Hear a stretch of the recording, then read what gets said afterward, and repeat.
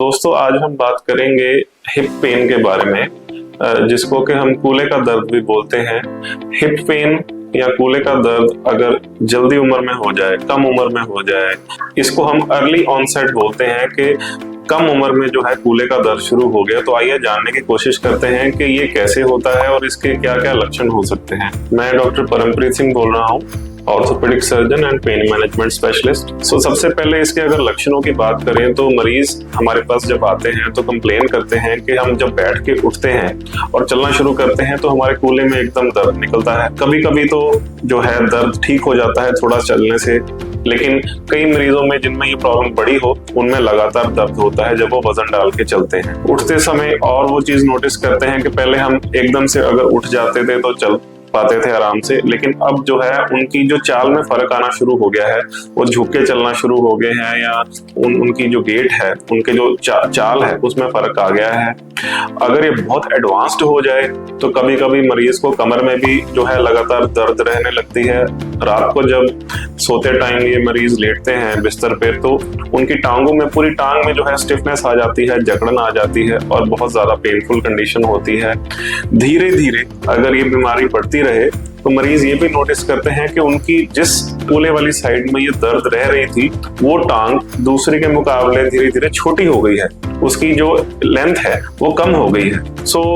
जब मरीज हमारे पास इन जो सिम्टम्स के साथ आता है तो अगर उसका एक्सरे करवा के हम लोग देखते हैं तो उसमें से काफी कारण पता लग जाते हैं कि ड्यू टू दिस रीजन ये पेशेंट में प्रॉब्लम आई है। और अगर जो एडवांस्ड केसेस वाले मरीजों की मैं बात करूं तो उनके जो एक्सरे में भी चेंजेस पता लग जाते हैं कि उनका जो कूल्हे की ब्लड सप्लाई है वो कम हो जाती है, जिस वजह से जो गोला होता है कूल्हे का वो श्रिंक होना शुरू हो जाता है। तो आप इसमें देखिए, ये एक कूल्हे का मॉडल है जो इंटरनली कुछ इस प्रकार का दिखता है।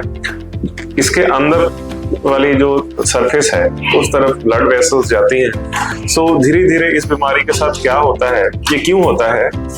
इस वजह से कि इनकी जो ब्लड सप्लाई है, जो इस बॉल को सप्लाई करती है, जो कोशिकाएं रक्त की या खून पहुंचाती हैं, वो धीरे धीरे कम होने लग जाती हैं। उनका ब्लड फ्लो हेड में कम होने लग जाता है और धीरे धीरे जो हेड होता है वो श्रिंक करना शुरू हो जाता है, साइज में सुकड़ना शुरू हो जाता है।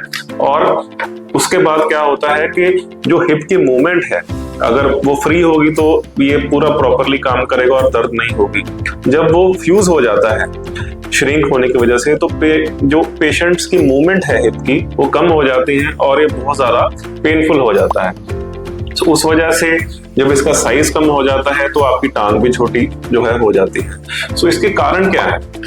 फोरमोस्ट कारण ये है कि नंबर 1, ये यंग एडल्ट्स में देखा जाता है, ये जो बीमारी है मेल्स में ज्यादा देखा जाता है। उसके बाद अगर और मैं फैक्टर्स की बात करूं तो ये उन मरीजों में देखा गया है जिनमें कि स्मोकिंग की हिस्ट्री हो, वो ज्यादा सिगरेट बीड़ी का सेवन करते हो, लंबे समय से करते हो, या टोबैको का यूजर हो, या अल्कोहल का इंटेक उनमें ज्यादा हो, बहुत लंबे मात्रा में करते हो और बहुत देर से करते हो। तीसरा जो कारण है वो है स्टीरॉयड का अब्यूज।